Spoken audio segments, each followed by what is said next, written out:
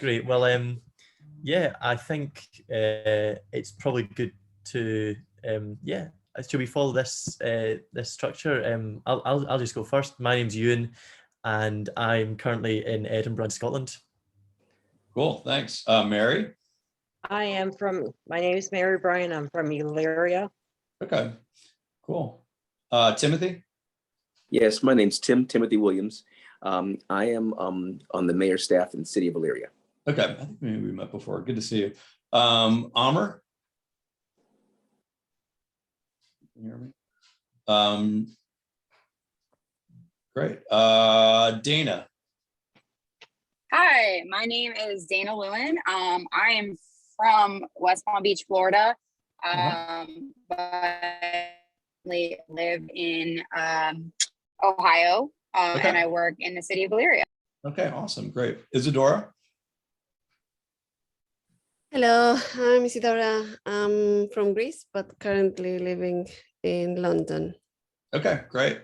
Vinicius, if I'm pronouncing that correct. Yes, you're almost correct. I'm Vinicius. I'm from Brazil. I'm working with DataSwift. From DataSwift. Okay, great. Yeah. All right, Mayor Frank.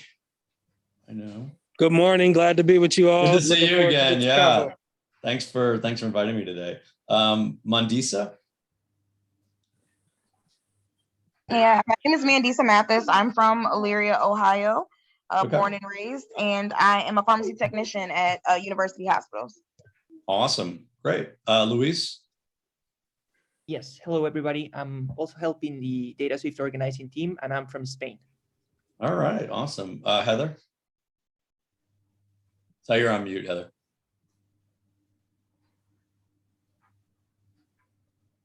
There we go. Hi, everybody. I'm Heather. I'm born and raised in Elyria. I am a registered nurse. Yeah,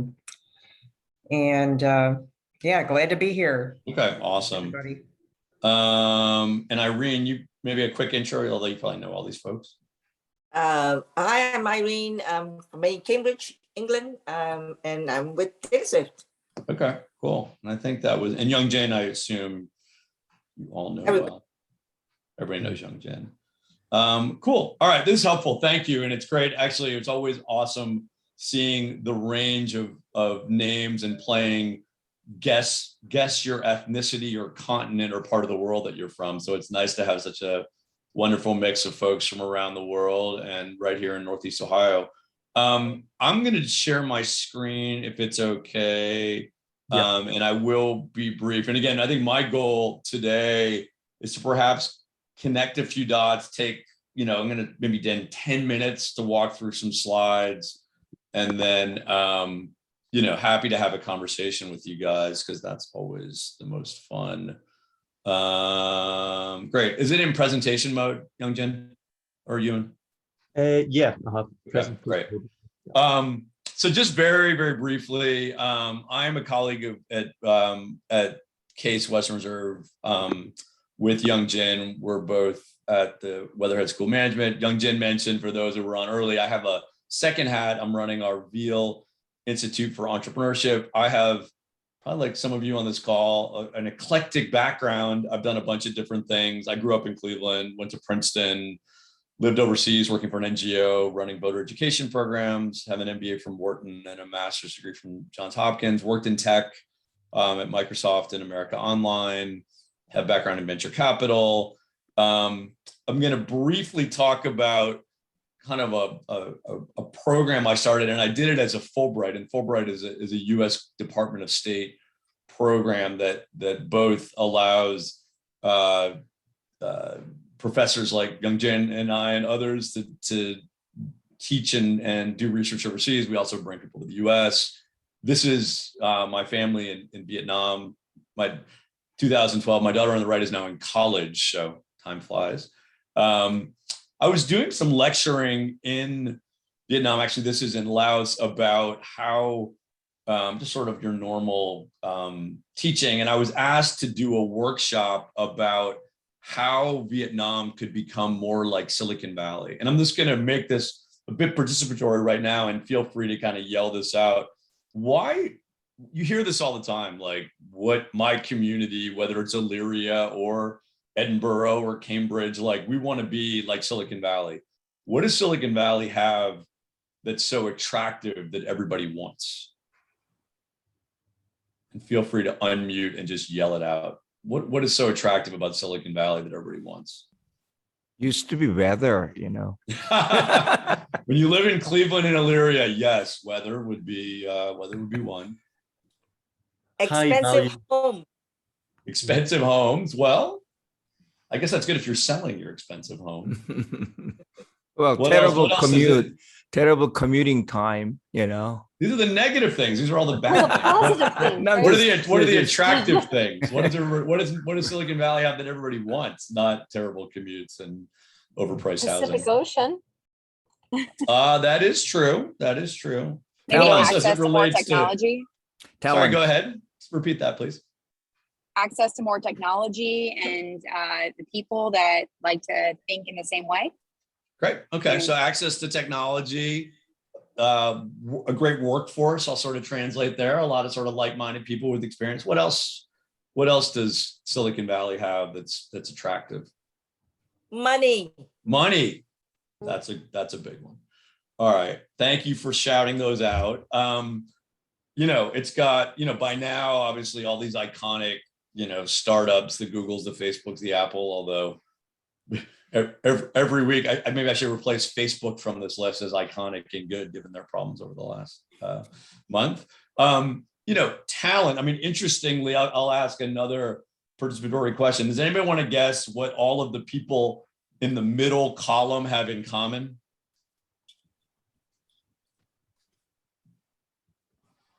Same school? They all went to the same university, which is Stanford? No. Closer to home. Case. They all went to our university, Case. They all left and they all moved out to San Francisco and actually they're all from Cleveland. And this gets a little bit into our kind of Northeast Ohio, Elyria, Cleveland conundrum. We're pretty good about, you know, we educate and train people and then we send them to San Francisco and that's where they build their companies. And then the last post, and I can't remember who yelled it out, but these are all venture capital funds. You know, the majority of venture capital in the US does sit in and around San Francisco.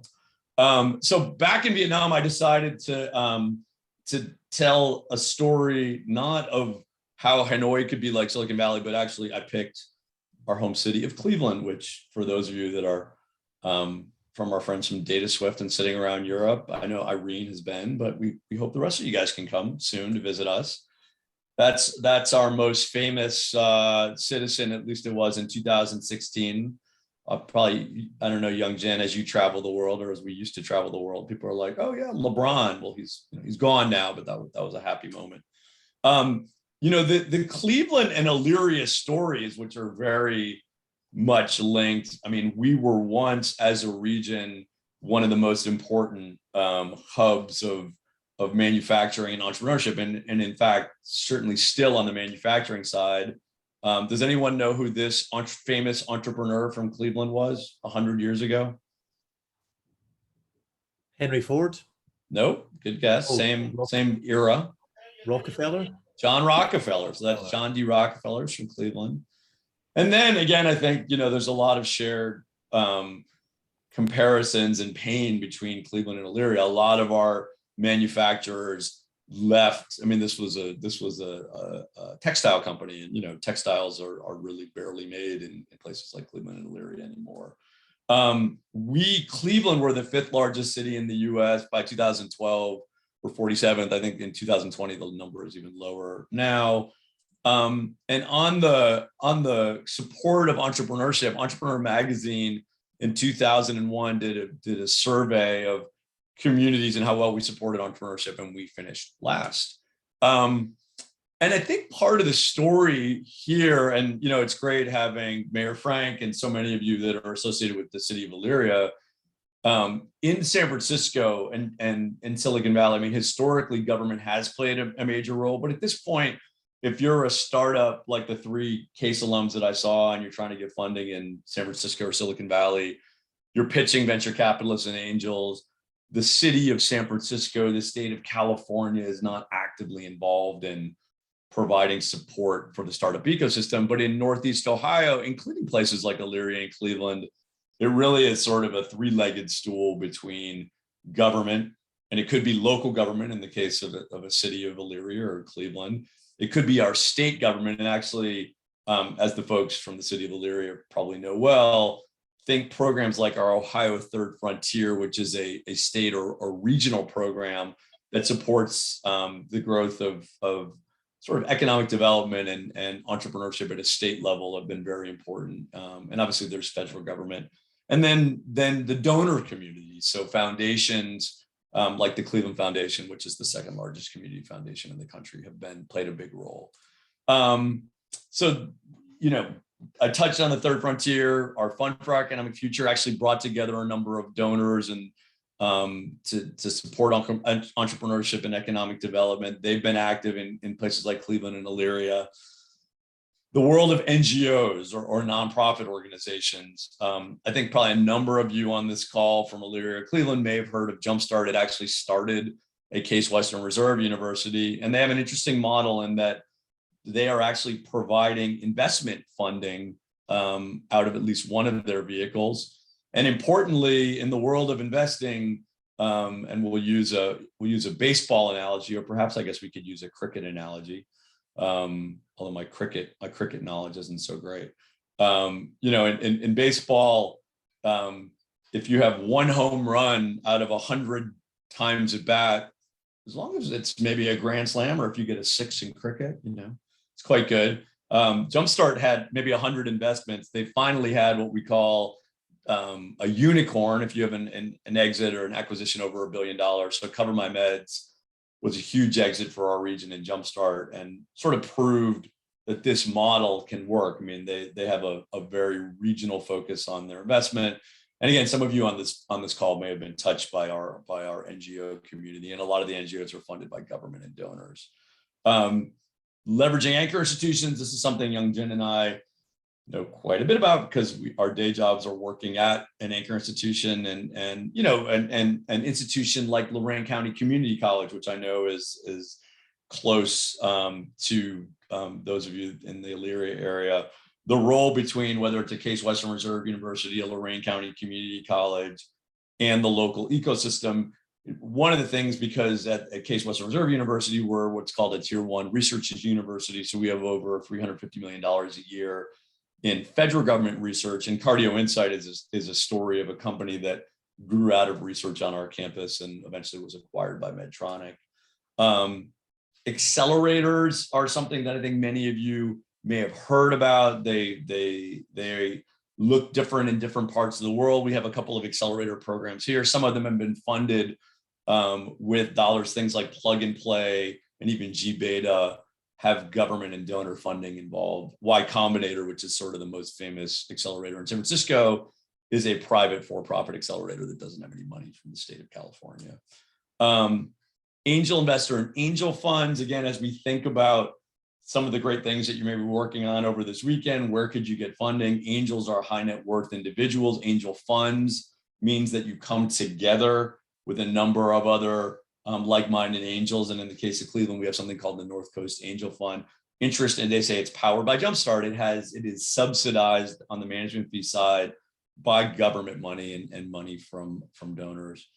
And lastly, venture capital, which is a term that many of you may know. Venture capital funds are typically for-profit funds where you have a fund manager that is taking other people's money and investing in it into startups. We do not have a great and robust venture capital community here in Northeast Ohio, and even in the state of Ohio, though it's getting a little bit better. So a program called the Ohio Capital Fund, which is a fund of funds, which means that it's $150 million funds of funds, which invests in venture funds in Ohio that then invest in startups. And Riverbest is an example of that.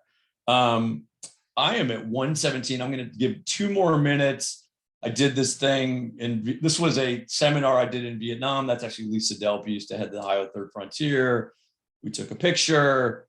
When I got back, I don't know if many of you are familiar with MOOCs. They're called they stand for Massive Open Online Courses. I ended up developing a course on Coursera called Beyond Silicon Valley, which is the title of today's very exciting talk. And I use, and I'll make sure that I send it out to the Data Swift and Young Jin, just as a resource to you guys if you want to binge watch this class. That's me from 2014. I had more hair. We get into more details on this sort of ecosystem. Actually, my friend from Greece, even if you're in Elyria, like this, we have subtitles in 16 languages, including Greek, so I can send it to you, but a bunch of folks in Greece watched it, Kosovo, Iran.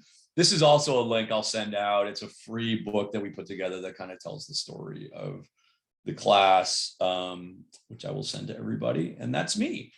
And with that, love to get into dialogue with you and answer any questions that I can. So hopefully, maybe there's a few nuggets in there. And again, I'll provide you and the team links to more material, but happy to answer any questions, whether it's about what I just shared with you or anything you're wrestling with. I know you're the teams are sort of pulling together all your work and recommendations today. So if there's any way I can be helpful, but yeah, with that, I will shut up. Michael, this is not a question, just but a reflection. So, on Friday, Ben was at the opening session, and he was sharing his excitement about this hackathon. And certainly, we will, get together and debrief on lessons learned from the organizer's perspective. I think I'm taking my own mental notes on some of the things that we can do better. Mayor Frank mentioned that, this will not be the last hackathon. He wants to be, continuing this partnership and, keep pushing it forward. But Ben also mentioned that, he wants to see this model being replicated with other neighboring communities, not just in Elyria, but, other, neighboring communities. And I think it'll be great if we could, this is sort of like suggestions to our team at Data Swift, Teresa, particularly in this kind of context of a civic innovation. Would be great to integrate Michael's online course and book made available to participants, potential participants ahead of time, so that they could take a look at it and say, oh, this is where it could end, that there's some sort of like a potential.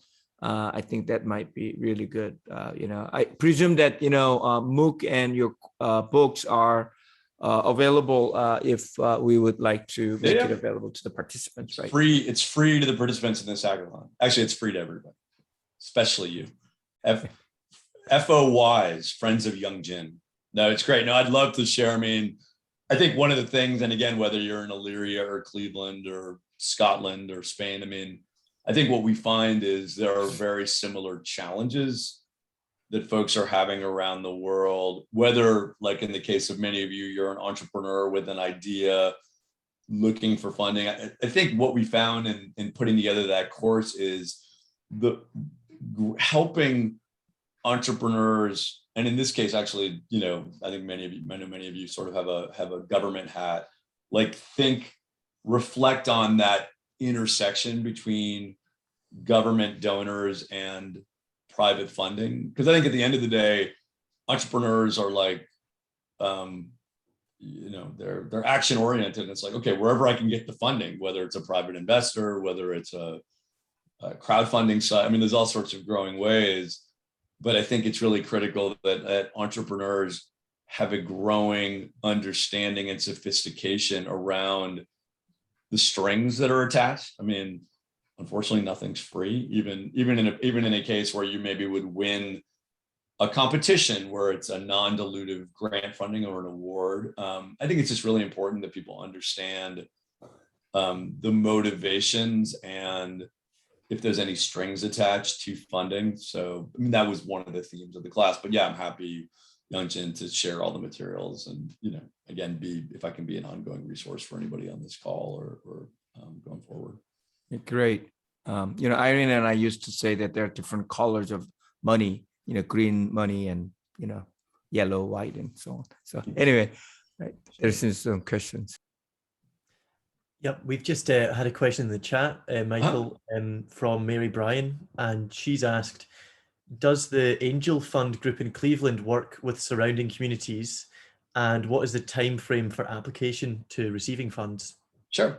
Yeah, I can speak to that. Thank you, Mary, for the question. So I had made reference in my very quick presentation to something called the North Coast. Actually, now they changed their name. They used to be called the North Coast Angel Fund. Now they're called North Coast Ventures.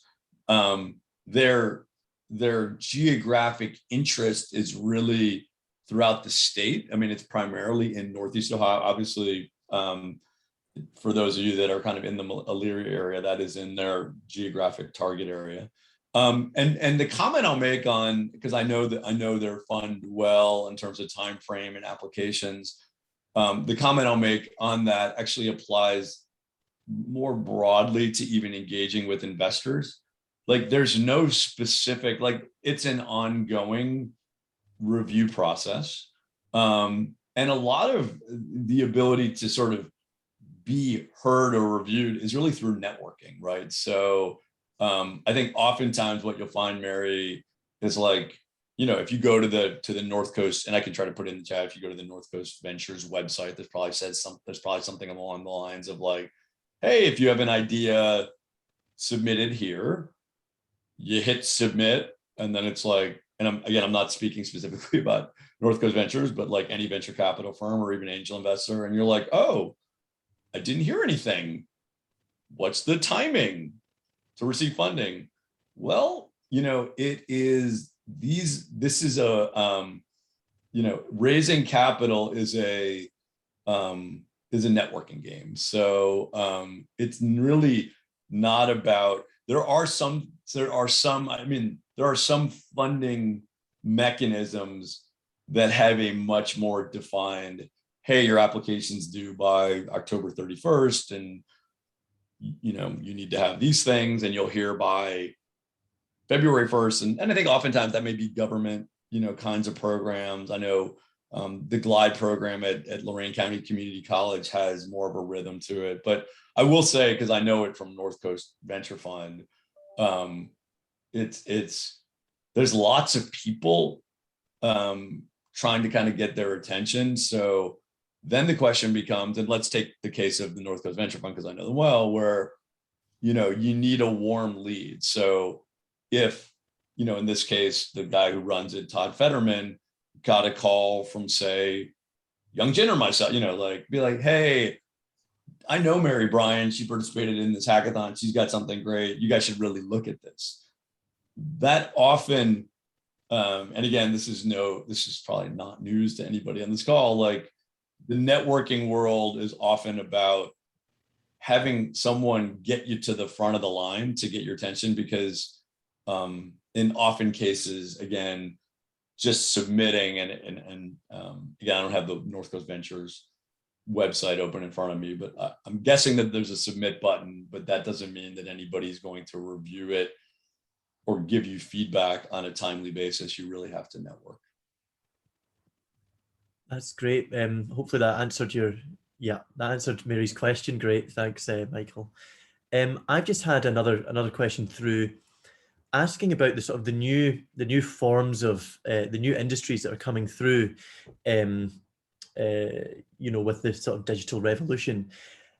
A lot of them aren't offering the same amount of mass employment that traditional manufacturing industries in areas such as Elyria used to provide. Do you see that as eventually causing a problem, or is there a way to circumvent that and manage to provide opportunity to the whole community? So are you asking specifically, Ewan, about sort of some of the new things like crowdfunding, new opportunities for entrepreneurs to raise capital for their business? I think the word that they used was sort of automation. So is the increased automation and sort of reliance upon artificial intelligence and machine learning in order to complete different tasks, which are inevitably reducing the number of people that you need within some new industries and enterprises. Is that an area of concern for you? Oh, sorry. Okay. Thanks for clarifying. I thought you were talking about a different kind of path, but I mean, it's a great question, right? It's something that we're all wrestling with, and I mean, I'm sure the mayor can talk a lot about this with the team at Elyria. I mean, the dynamics right now, and I think the labor dynamics are not unique to the US. I think, whether it's Edinburgh or other places, I mean, yes, there is a race to automation and using tools like AI, yet there are still critical needs for people. So as quickly as the future of work is changing, and I know Youngjan knows a lot on this topic, and digitization and digital tools are being used to fuel that race, like there's still the critical need for people. And we've got significant gaps right now in Northeast Ohio in our labor markets where we and it's happening kind of throughout the labor pool. I mean, I think it speaks to probably you and what the teams are doing for these last 2 days and sort of looking at where new ideas can help bridge the gap. So again, I'm excited to hear about some of the things that the teams are working on, but yeah, I mean, it strikes me that perhaps the question is, was it worth it to spend this weekend coming up with these great ideas? And will the venture markets and angel markets eventually be out there to fund these things? I think the answer is absolutely yes. I mean, I think there's a hunger for new perspectives and ideas and folks continuing to shake things up. Because it's such, I mean, between COVID and, what was already in the works, I mean, the opportunities are tremendous. So, I'm like Youngjan, I'm really bullish on seeing folks think differently about how to solve some of these problems. Michael, I have, there's another question. I'll wait until that. Sure. Okay. I see Heather's question. So what's the best way to fund nonprofits? This is an interesting, I'll give you a synopsis. I mean, we have colleagues actually at Weatherhead in something we call our Fowler Center for Business as an Agent of World Benefit. So we have a number of colleagues that are thinking about how private businesses can solve social problems. So that's one way to approach it. Obviously, Heather, what you're asking in your question is another path to do this is through a nonprofit. And for those of you from outside the US, we have, I mean, whether it's a nonprofit or an NGO, non-governmental organization, solving a societal problem by forming a nonprofit organization and then going to donors who have an aligned interest in this topic. I think, very briefly on this, and I've worked for NGOs earlier in my career. I'm on the board of several nonprofits at the moment, and I know the struggles, whether you're an entrepreneur running a private company looking for investment, or you're the founder of a new nonprofit organization looking to donors to get money. I mean, I think it actually comes back down to this same, it's networking. So it's broadening your network. It's trying to understand, and again, whether it's an investor and their particular interest in a sector or perhaps societal problem that they're trying to solve. If you're perhaps there's impact investors, they're deploying private capital into companies to solve a societal problem.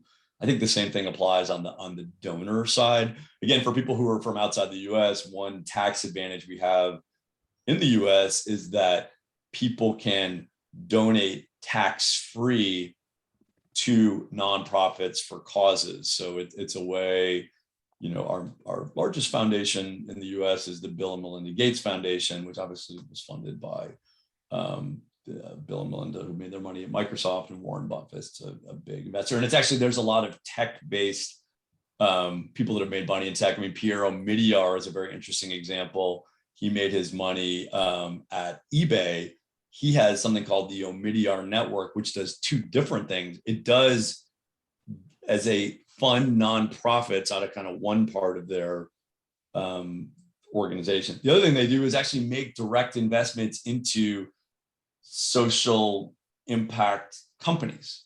So you're beginning to see folks who have a pool of money and are like, okay, I'm going to give to nonprofits, and I'm also going to invest in startups that can make a social impact. Did you have a question, Mayor Frank? Yep. Yeah. Thank you, Michael, and thank you again for speaking with our group today. You just mentioned something that I'd love for you to elaborate on. This whole idea of business being a force for good in the world, and that was something at Case that they really somewhat tried to indoctrinate us on. And I think for our community, oftentimes when people think about doing things for good, they go immediately to the nonprofit route. They think, oh, if I want to help people, let's start a charity. Let's go the charity route. And so can you talk a little bit about why Case pushes this idea of business and being an entrepreneur can be that force for good, not just from the, hey, I made money, here's some charity money on the side, but actually being a force for good for change. You or Young Gen, if y'all could speak to that. Sure. No, it's a great question. Yeah, I know we have some great colleagues at Weatherhead, David Cooper Ryder and Ron Fry and others who have sort of, focused on this opportunity, and whether it's larger companies. I mean, a lot of the work around that David's led, and I know that you probably seen during your time at Weatherhead, is sort of larger companies starting to think differently about doing force for good. And then this other piece that I'm more familiar with, and I'd love Young Gen to chime in as well, kind of startup, a new, and maybe it's some of you kind of on this call, like you're sort of emerging entrepreneurs, you want to solve a societal problem, and you kind of get one first chance to sort of say, hey, I want to solve that problem by starting a company and going out, and it's a for-profit private company, and there's things like B Corps and other ways that you can organize that legal entity, which are sort of aligned with social enterprises. And I'm going to try to solve this by coming up with a business. Or do I do that by forming a nonprofit? And then, to Heather's question, and then going out to, donors, foundations, in some cases, government, perhaps the city of Elyria, funding nonprofits to kind of meet the gap. So I think it's a really interesting question. There's much more funding available now than there has been historically for, let's call them social enterprises, sort of businesses that are trying to go after this. But, Young Gen, I'm curious what your perspective on this is. Yeah, I have a sort of my own peculiar perspective on this. I think all business needs to be social, solving social problems, meaning that, we heard from, I'm coming from the design angle, and we heard from Kip, if you actually think about it, the business is a tool to create and sustain solution that is addressing the needs in the society. So to me, business is a vehicle for social goods, not the other way around. This is my personal preference. I do not think that non-for-profit model is the most efficient way of creating sustainable solution, because the reality of non-for-profit oftentimes is that the leaders of the non-for-profit spends enormous amount of time raising funds on an ongoing basis to fund the operation of the non-for-profit. They should spend that time to actually solving the problem. And if you have a robust, sustainable business model, it could be moving into that direction. So that's I think the challenge.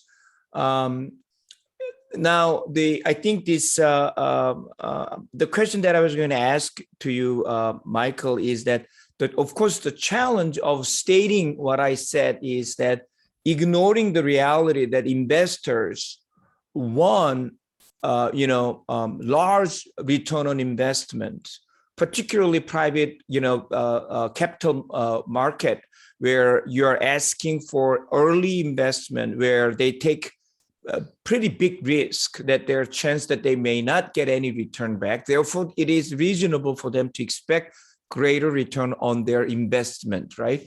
So that's what I think the tension is, because I think if your goal is sustaining the business to solve the problem, your goal is not necessarily create abnormal return that we see in Silicon Valley, like a huge return that will go back to the shareholders per se, particularly early investors.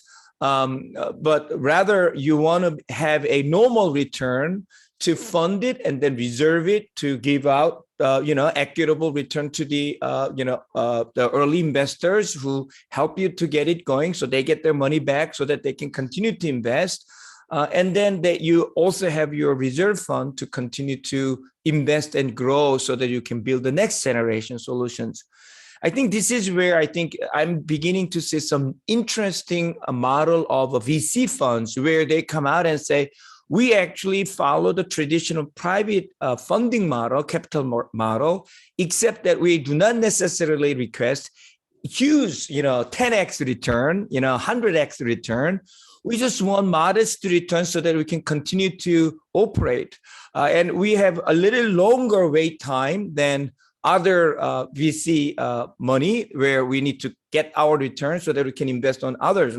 So I think that's something that is lacking, because a lot of times managers or entrepreneurs who might get into B Corp or whatever, business as world change agent. But at the end, once you take someone else's money, you have to be responsible to those folks who gave you money. And now you lose control of what you want to do, right? And so I think, so that was the question. I met a couple of VC firms when I was in Philly. Their explicit goal was that, hey, we're coming into this world, not just to fund B Corp, but we're sort of like, we want to fund this like a civic startups, but want to do it in a slightly different way. So there's just some nuance there that could address those sort of like corruption part, right? So you can start as an entrepreneur with a very pure mind and like, I want to solve this problem and I want to have a business as a device. Reality is you can, because once you take someone else's money, you have to answer to them, right? So you need actually create investors who are aligned with your goal.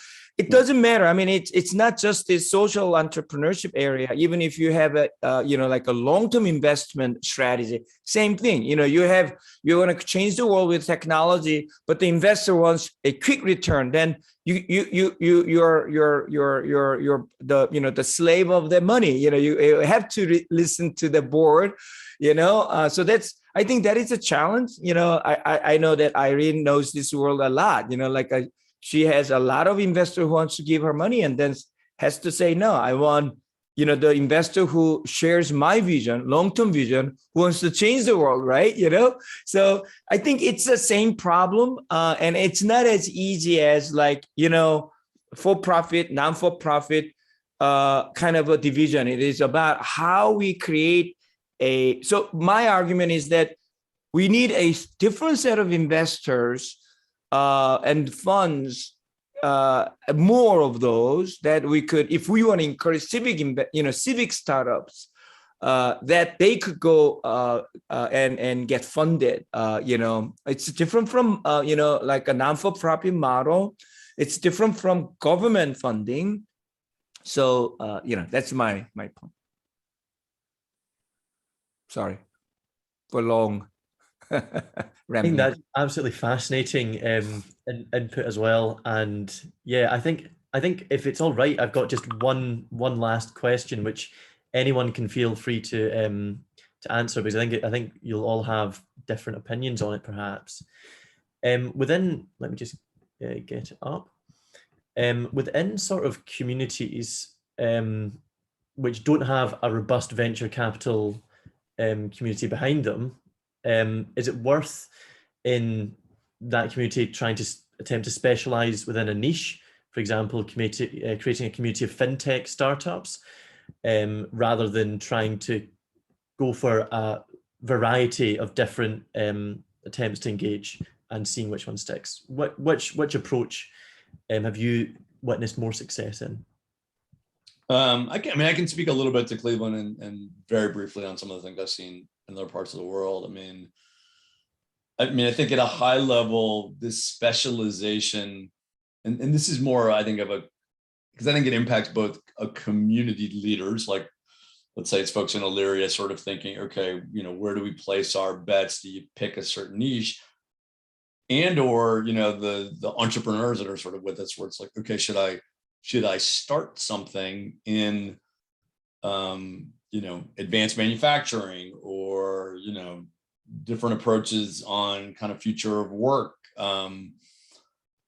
I think what in Cleveland and in sort of Northeast Ohio, as those of us who are on the call that are from here, healthcare is a large area. So there's been a lot of bets and funding from government and donors to really try to propel our healthcare related startups. That being said, like sometimes some of the best successes, there's a company that was started actually by someone who came to Cleveland from Israel because he was a musician. The company was really called Toa Technologies. They helped solve something, like the cable scheduling problem. It used to be the cable provider would say, we're going to come to your house between 8 a.m. and 5 p.m. It wasn't super helpful to consumers. And they really, through their software, which eventually was sold to Oracle, really helped narrow that window. Like, that wasn't a company that probably made a lot of sense to be in Cleveland if you sort of tried to map, all right, what does Cleveland have? But like the people were here. So I think communities want to be opportunistic. And again, perhaps some of the folks on this call, because I see my former student Ishan is on here. He came up with a really interesting idea in our class and is running with it. And like the fact that he's a student, not even from Cleveland, living in Cleveland, working on it, a case, like it just is more coincidence, but that doesn't mean that you shouldn't run with it. So perhaps it's a bit of a non-answer. I think communities do often think to specialize or at least put a point of emphasis on things like healthcare, but you want to stay flexible enough to have, and catch, the Ethiclicks, which is Ishan's company's idea. So I think you want to stay flexible. I'd like to share a story on this. So when I was in Philly, I had a great time working with an entrepreneur. He was a successful entrepreneur, but he was also helping a lot of young startups, right? So he was college dropout from Drexel and, great coder. He had a few, small success and so on. One day he just announced, it was shortly after Detroit declared bankruptcy. He said, I'm moving to Detroit. And I said, why are you going to Detroit? And he said, this is the greatest place where all the entrepreneurs should just converge, civic entrepreneurs. And why do you say so? He said, they just announced that they have a problem. Entrepreneurs are problem solvers, and so this is the most messy problem you could encounter if you are interested in urban innovation. So, and then he was talking about how private equity firms are moving in, creating deliberately, creating ecosystem for entrepreneurs to come, focusing on urban issues. And then, of course, they made a lot of money through real estate investment, but creating the entrepreneurial ecosystem, right? A lot of accelerators and, venture funds. So it was, I think it is a classic case study that we should actually study how a group of like-minded people who have different agendas, there's a clearly different agendas, but they are aligned. They all came together. They look at the situation as not as a failure, but as an opportunity. The thing that I learned from him is it's a very short, single, impactful moment in my life. He said, the city should brag about the problems that they have instead of hiding it. We are all trying to hide our problem, but broadcast the problems in a way that will attract, talents around the world. Because a problem in Elyria is a problem elsewhere in most cases. So you want to offer your city as a living lab, and it is not a bad idea in my view. Now, of course, as a mayor who's responsible for, welfare and safety and all the, of the city, it has to be a lot more nuanced and carefully, communicated. But I think, we have an opportunity to actually create a dialogue and narrative where, our cities could really attract talents, not because of, some traditional industries. I mean, although I think they're important, but, like a lot of times, like a city like a Cleveland and Boston and in Philadelphia, ed tech, and then ed and bed, what they used to call, right? Ed and bed. So these are like hospitals and education. So what have these cities have done to the society? We escalated education tuition dollars. We escalated healthcare costs. Actually, so this is a classic example of doing kind of like a very micro-oriented innovations at the regional level led to the national level crisis, which is not really helpful. So I think we should actually, the universities look away from their own universities. Hospitals should look away from their own hospitals, looking for innovations outside of what they've been traditionally doing. And that way, I think we could actually create a much better dialogue, much better value for the society. I think that's the problem. I think especially in light of COVID-19, though it's separated everyone in ways, it's brought people together from all around the world just through how far we've advanced in digital communications and how much that's been normalized culturally, I suppose, as well in our society. Just an event like this, I'm not sure would have been as feasible a few years ago. So I think that's a brilliant place to sort of to end our talks from over this weekend. It's been absolutely wonderful to speak with everyone, and especially hearing your thoughts on the future of our societies from Michael Goldberg. So yep. So anyone else that is still hacking away at their ideas, please reach out to any of the organizers. We're here to help you, and we'll be jumping in and out of the different rooms to make sure that everything is going great for all of you guys. It's been a pleasure speaking with everyone. So hope everyone has a great evening. So before we close, I just want to make one more thanks to Michael, who has agreed to incubate a winner of the venture investment from mayor, and as long as the team has case student affiliation on the team, they will provide the support to legal and financing and how we navigate this complex world of a startup. So I am really grateful for his support on that front. Mm-hmm. So great to partner with you guys. Nice to meet everybody, and thanks for having me. And yeah, look forward to keeping in touch.